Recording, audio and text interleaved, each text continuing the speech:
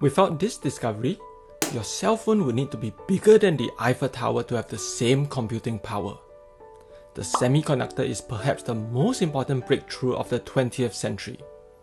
Before semiconductors, computers had to rely on vacuum tubes. Vacuum tubes were so large, bugs could go inside them, which would stop the computer.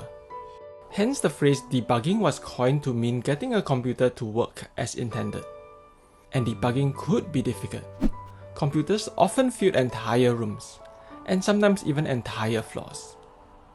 But semiconductors are so small, 1 billion of them can fit on your thumb. Bill Shockley theorized that semiconductors could be useful for computing in the 1940s, but it took a lot more engineers and engineering to make it a reality. Still, the underlying concept is incredibly simple. Computers store information as ones and zeros. A semiconductor can conduct electricity, but only under certain conditions. Most semiconductors only conduct electricity at high temperatures. At a high level, think of a semiconductor as encoding a 1 if it can conduct electricity, and 0 if it can't. Semiconductors can combine to form p-n junctions, P for positive and N for negative. So electricity can only flow in one direction, typically the next junction.